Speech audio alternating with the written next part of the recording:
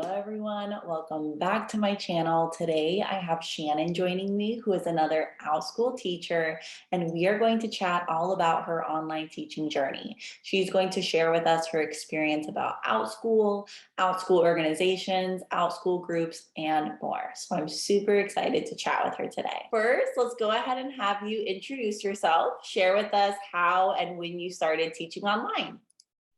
Hello.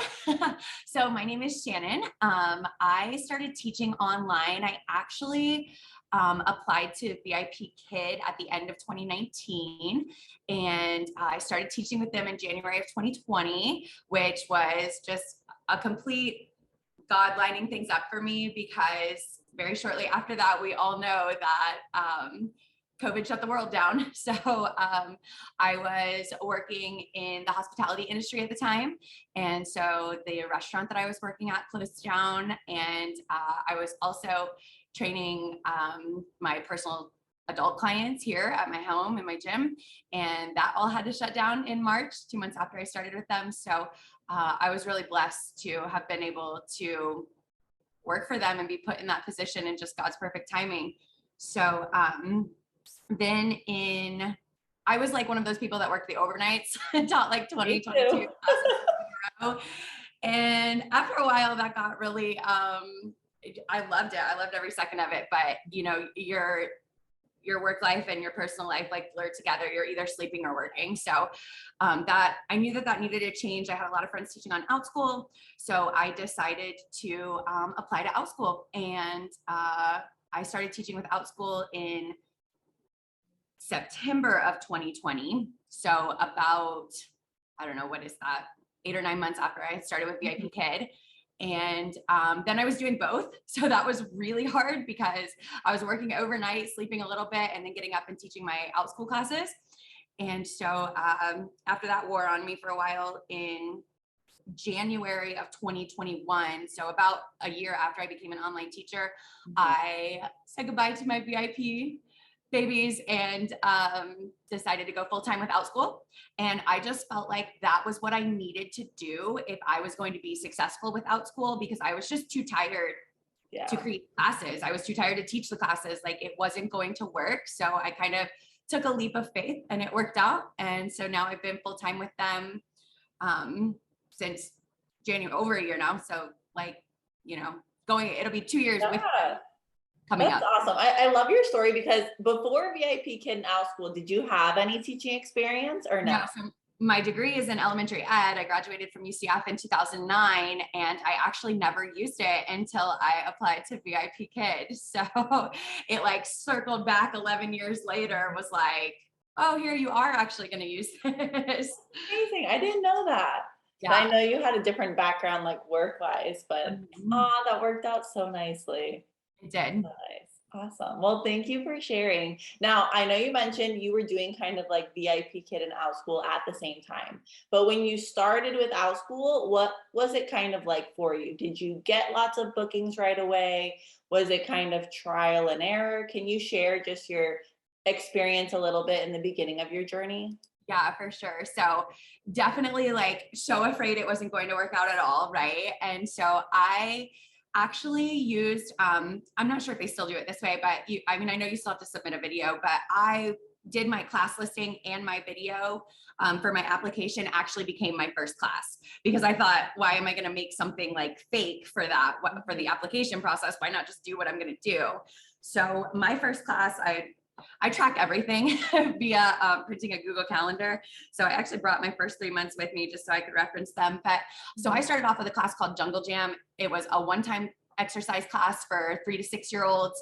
And I started scheduling it 3 times every week. So like a varying time. I would do like maybe a Monday morning, maybe a Wednesday afternoon, and maybe a Saturday, you know, whatever, or maybe I would do it 4 times a week, and I would do like a morning on one day, an afternoon on one day, a little bit later, like early evening, and then like a Saturday. And I was just trying to like figure out what would work. And my first week, I scheduled it 4 times. I had 3 learners, 5 learners, 5 learners, and 2 learners. So I have 15 learners my first week. So, but y'all, you have to remember, this is back like in times where a lot of kids were online learning. Not that that doesn't still happen to new teachers. Of course it does. But I feel blessed that I started with them when I did. And so from there, I just, by the next week, I was like, I need more classes, you know, like this is great, but what else can I do? And instead of turning Jungle Jam into an ongoing animal class, which I eventually did, I did a girls only workout, and I did that as a one-time class. And so I taught these one-time classes for a few weeks, and then I was like, boom, ongoing, like, let me turn this into a club. So all of my classes, even to this day, everything is a club that's ongoing. So whether that's girls only workout club, animal adventures club, superhero club, junior bodybuilders club, everything is a club that's ongoing. And then anything that's not is the same name for the most part. It just doesn't say club. So it'd be like girls only workout, superhero workout. Those are the one-time classes. So that was kind of how I started. I jumped right into ongoing classes and found success with those. So that's kind of what I stuck with. I've actually never listed a multi-day class. Except for I tried a couple camps last year and they really didn't take off for me. So it just further confirmed that multi-day is not for me. In a way, my classes don't build. So ongoing is a good thing. Of course, kids get better with the different exercises and stuff like that as time goes on, but yeah. Oh, that's good. That's a good start though. And I've heard of many like similar stories. People start with those one-time classes and then they either transition to like ongoing, multi-day, something that you start to build like more consistency with your students, not just hit and miss. Because even I know as you are a person that you teach on Outschool full time now, you still can open sometimes those one-time classes and it can be a hit and miss. You can have a full group class and then you can have like 1 or 2 students in a class. Yeah, or you can get Nick sending you the email that says your class has been canceled. Class is canceled. So it still happens to us. Okay, good. I feel like you kind of covered it. I know my next question was about how you built enrollments, but was there like any specific steps you think you kind of took to build up your enrollments? Yeah, definitely. I did kind of answer it in the, like you're saying, in the one-time building. We hear about it, right? The staircase. Everybody says the staircase. Even Outschool uses the term staircase if you see the weekly emails sometimes with teacher tips. So it was really about taking those successful one-time classes and turning them into having a next step for these students to go. If you don't have the next place for them to go, they're going to find a different fitness class to take on Outschool, or a different math class, or a different English class, or whatever it is that you teach. So it's really important that you have somewhere for them to go. And, you know, taking that one-time class and making sure that you go back once you've created the ongoing and do that little drop down that says suggested next class and suggest it. Because sometimes even now when I create a new class, which isn't often, but I'll forget to go back and be like, let me make sure that something is going to this class and that this class is going to something. Right. So that was important. The other thing was the times. I see a lot of teachers that are starting out that, not that they do it, not that it won't work, but like they will take a class and they'll put it at 11 o'clock on Tuesday and 11 o'clock on Thursday. And I'm like, why do that though? So in my brain, and what has worked for me is to make sure that there's like a morning class, an afternoon class, an after school class, a weekend class. And I don't do that all at once. So I wait for a section back then, I would wait for a section to get a good amount of learners. Like for me, I'll teach up to 18. So for me, a good amount was like, you know, when a class had 7, 8, 9, 10 kids, then I would open another section. So I might start with 2 sections, but really I don't like plaster 6 ongoing classes of the same class, 6 ongoing sections of the same class onto the calendar. It starts very small, 1 or 2 sections. As those fill up, I open another one. I'm not going to open another one at 1 o'clock if I have a 1 o'clock. I'm going to open it at 3 o'clock or 9 o'clock or whatever. I found for me, the hours that have always been the most popular are 1 to 3 p.m. Eastern, and then also that 4 to 7 p.m. Eastern, which I only offer evening classes once a week. And that's because I don't like to teach in the evenings. But it's important because it's that after school time. It also hits like all the time zones if you do evening Eastern time. So, you know, and it kind of filters all in, like, I hate to use the word makes, but it like makes all of those kids take the Wednesday night. So those sections fill up because that's the only time I have evenings, you know? So yeah, that's kind of just like if they want an afternoon class, then it's like, they're going to be in this one because I only offer that time once a week. So if you're offering two similar of times, you're splitting your kids. They might be able to take Tuesday and Thursday, you know, but now you've given them a choice and you could have 3 here and 3 here instead of 6 here. That's such a good tip. Like I've never heard it worded that way, but it makes like really good sense. And I've heard I do something similar where if I'm starting like a new class, I try to open 3 sections because I've heard like they'll advertise it a little bit more if there's 3 sections open. Okay. But even if like your third or second section is like way out and like you focus on your first section, getting enrollments. Okay, once that one starts to build up, then open your next section. And I love that tip where opening sections in different times so then students from different time zones can kind of try And it. also what it does as students' schedules change, they just put, you know, they just put in a transfer, like, can I go here? Can I go here? Can I go here? It also benefits me when students miss a class during the week and parent emails me and says like, you know, hey, we're gonna be out this week, blah, blah, blah. Instead of me having to issue a refund, I can say, here's all the makeup classes. Here's the other 5 times that I have this class this week. Does this work for you? If not, the recording's available, we'll miss you, you know, but instead of just like, they don't have an option. And a lot of times also just to hit on that makeup thing that I do, because I feel like that's really good for learner retention and building relationships with these families, is like, let's say they miss superhero class.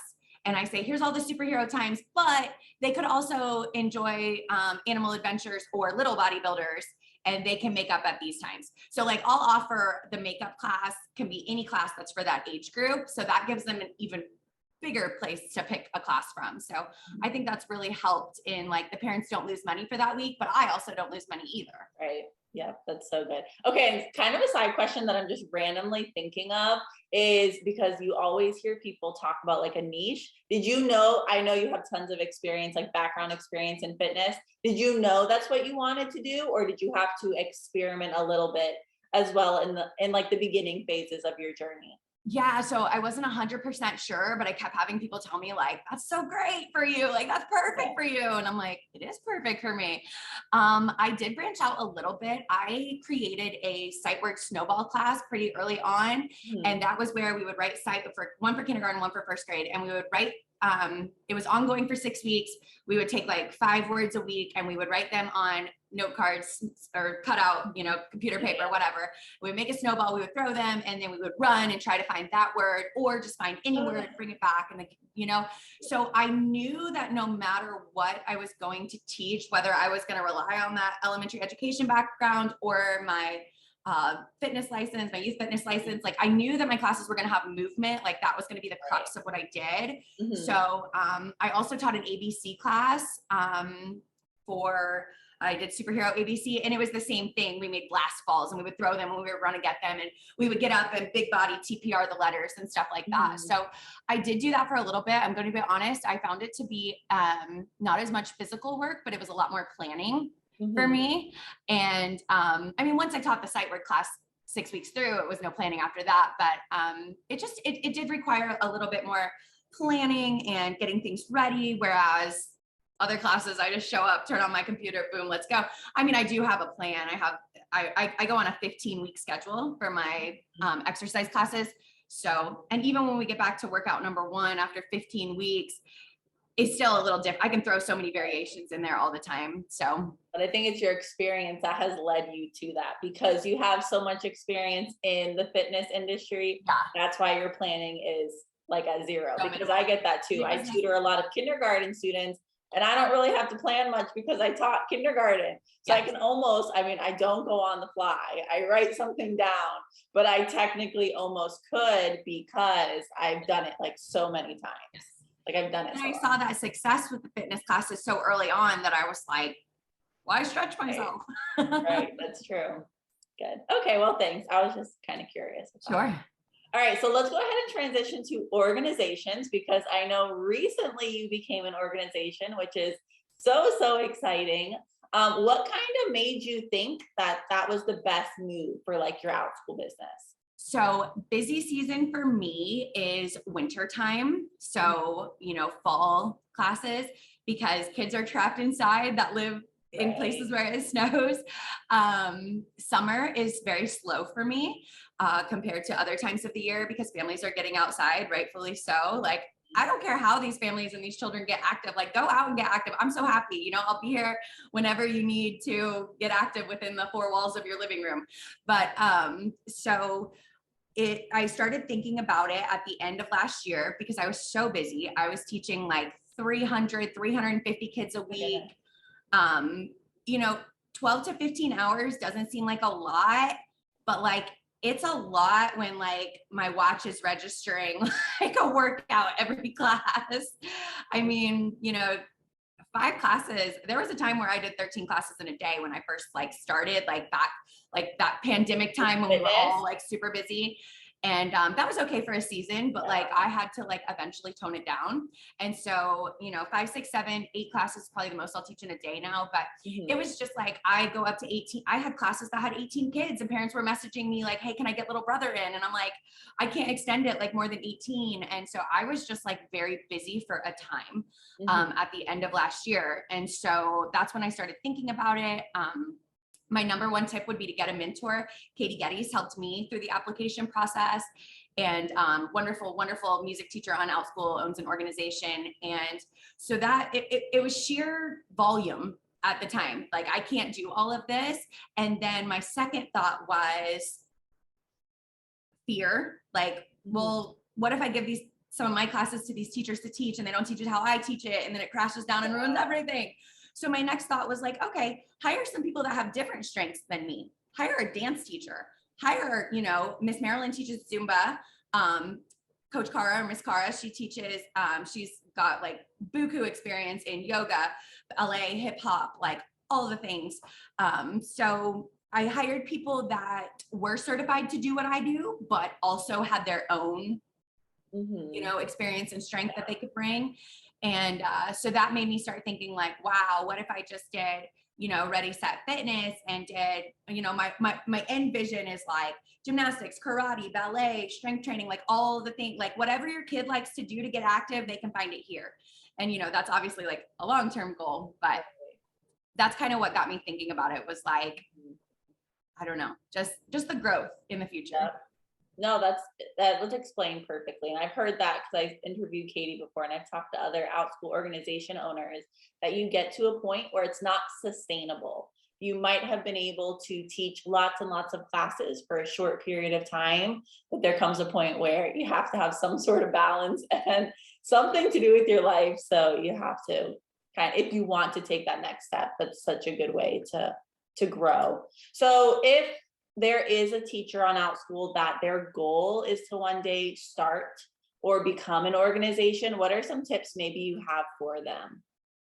I would definitely say the biggest learning curve for me was like the accounting side of things. So I'm not familiar with QuickBooks. I've been training adults since 2018.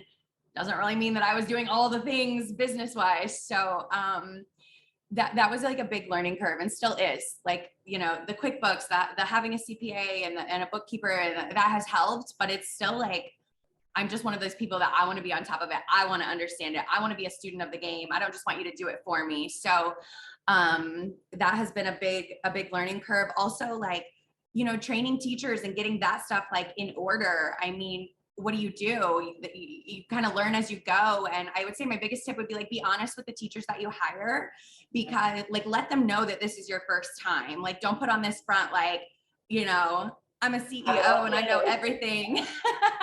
And ask for their feedback, like, did this work for you? Would you rather me do it a different way? How would you like to send me your schedule? Is payment okay if I send it like this? Like, I mean, you have to have like things like, I'm going to do this, this, and this, but also get input and feedback from them.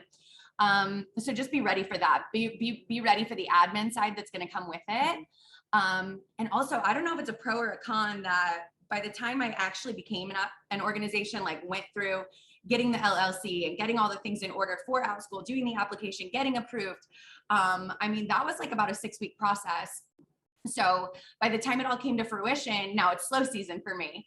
And, I have to explain that to my teachers and say, like, I'll give you everything I can. Like, we can try this class here, this class here. Let's do it. Let's do it. So it's given me the time to focus on some of the things that come along with an org, like the admin side of it, the scheduling, the teachers, all of that. But my hope is that obviously we get really busy again and I can give them more and more and more. And I would say don't hire too many teachers at one time, because you, just like an independent teacher, when you start a new class, you might have one learner. For you, that's okay. You're not losing money on one learner. It might not be worth your time. I think it is, but when you're paying someone more than that one learner is bringing in, you're risking operating in the negative. So just be ready for that potentially, especially if you're not planning to, like, I didn't give away any of my classes. I might have started new sections for them. Some org owners take their classes that have, 5, 10 learners, whatever, and give them to those. I didn't do that because most of my learners have been with me like over a year and I just can't. So yeah, just be ready to pay them for training. It depends, do you hire W-2 employees, do you hire independent contractors, whatever, but for me, I paid them for training. So that's like a cost you have to think about and stuff like that.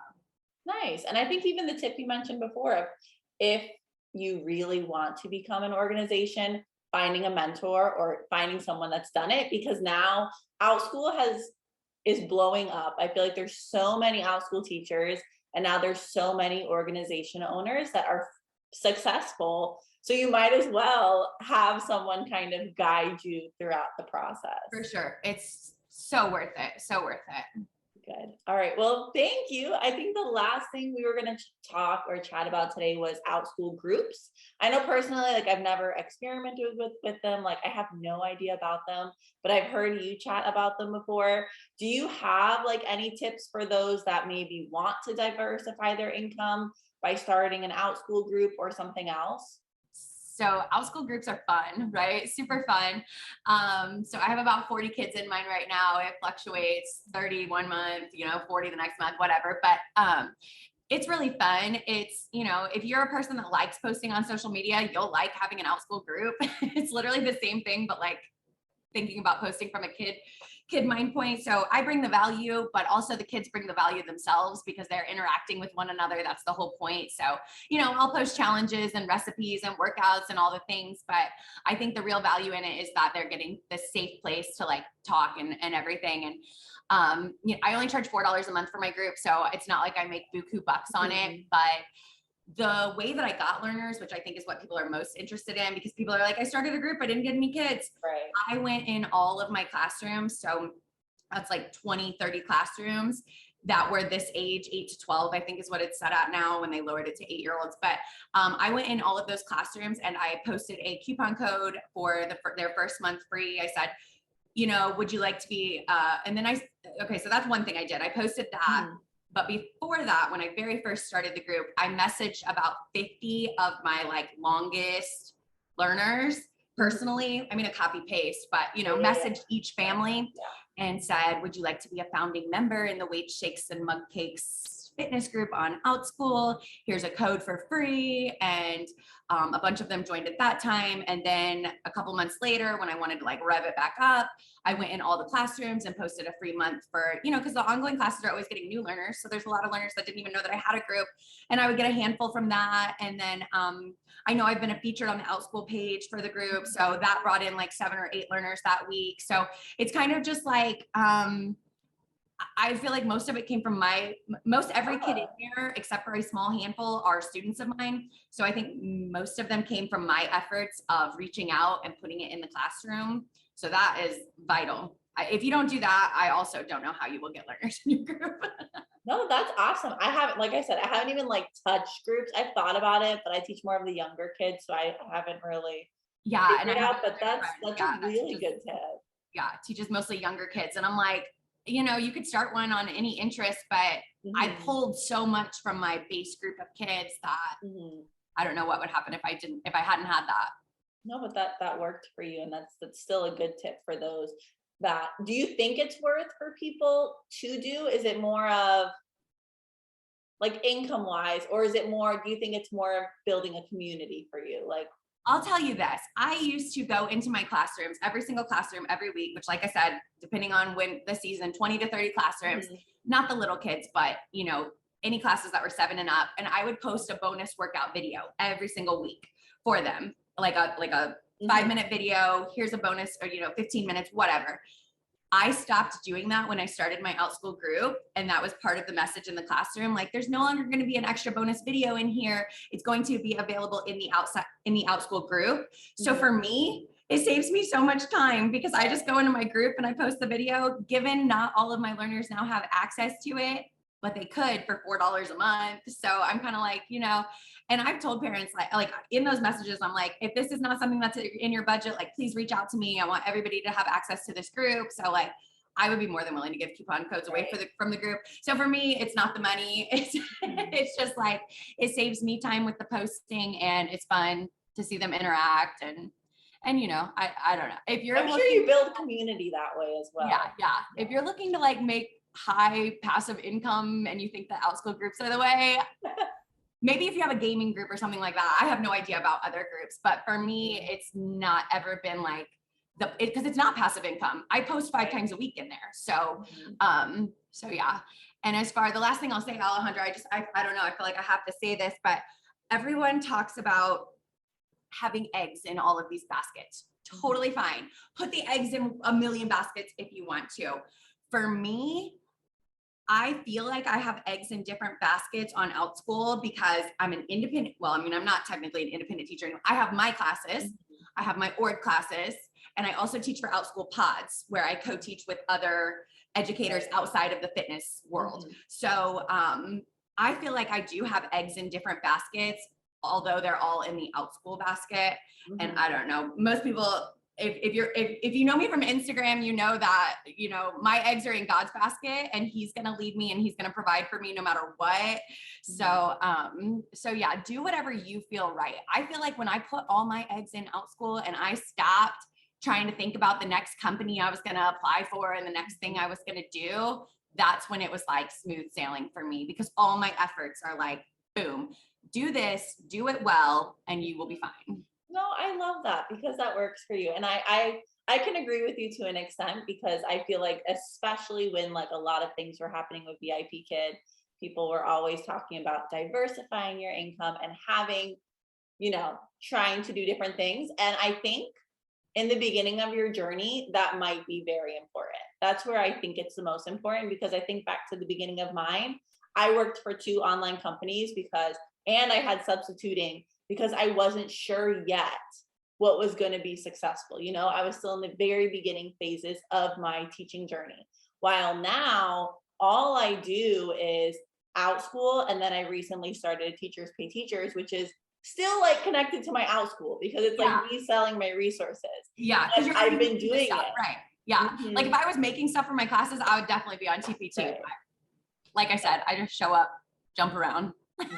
That's awesome. I love your journey. I appreciate everything you shared today as well. You're so honest and willing to share and just give so much value to those that, want to either try online as well. They want to become an organization, like whatever goals they have. So thank you. I think the last thing we'll just chat about is if you could maybe share like your top 3 tips for like new Outschool teachers. What would you give? Like, what advice would you give them? For sure. So find what you're good at, find what you love. Just what I just said, do it and do it well. I think that's the most important thing. Like, find what you're good at and if that does mean throwing paint at the wall when you very first start, throw the paint on the wall and see what turns into the masterpiece. But that would be number 1. Do what you're good at. Like, don't try to stretch yourself because you see something is popular on Outschool or because someone else does it and they make so much money and have so many learners. Like, do what you're good at and do it good, and you're gonna build the business. Also, don't give up right away. Don't give up before the miracle happens. I'm not saying there's not a time to say, okay, this wasn't for me. Like, maybe there is, I have no idea. It's such a personal experience, but give it a little bit of time. Don't put up one-time class and say Outschool wasn't successful for me. So number 2, I would say relationships over admin work. I hear a lot of new teachers that are spending all of this time like messaging every kid, and if they have a no-show, they message and they're like, where were you, you know, what can, not so much like where were you, but you know what I mean. They're doing like all of this admin and they're posting here and posting here. I mean, I have found that Outschool does a great job marketing for me. You know, of course, I reach out to my friends and family when I have a new class and I'm like, hey, come take this class. And, you know, I might let them take it for free or whatever. My website has a discount code that gives a free trial class.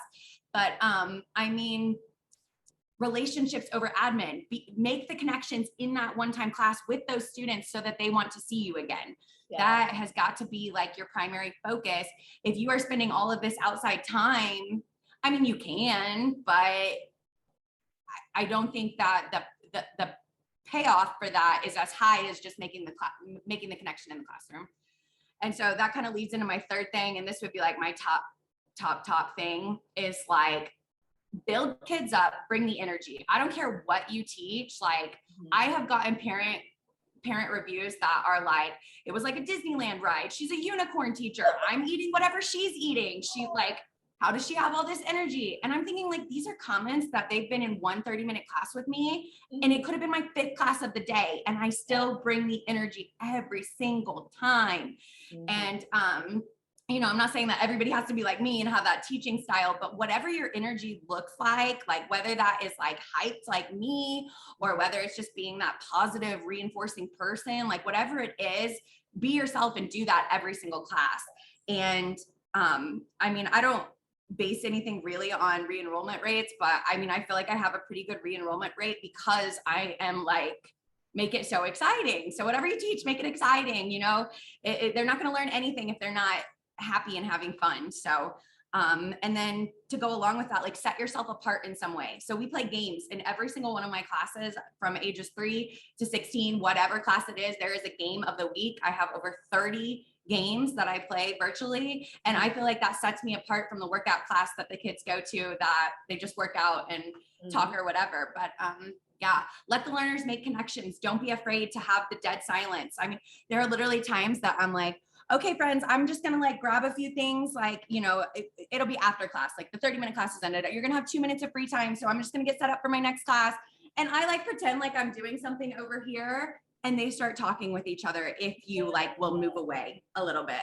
And so it's just that, it's building that environment and that atmosphere that the kids want to come back to. You can focus on everything else and do all the teacher tips you want to, but you've got to just like be yourself and just hone in on like your personality. I love it. And I loved that last tip, especially like giving your best for every single class, even if you're exhausted, because that's what I was actually thinking about the other day. For my group classes, I do not do fitness. I have no idea how you do that because that would exhaust me. But my type of classes, because I'm a very high energy teacher, exhaust me as well. So even though I'm tired, or even if I don't 100% feel like teaching a class, like I have to push that aside and still give that group of kids like their ultimate best. And I feel like that helps you so much in the beginning of your journey. If literally every single class is like your best, it's like an interview for those students. So thank you so much. Thank you. I was so honored when you good asked tips. me. So I appreciate it. Thank you. Thank you. Thank you again, Shannon, for sharing about your Outschool and online teaching journey and just sharing great tips and value with all of us today. I really, really appreciate it.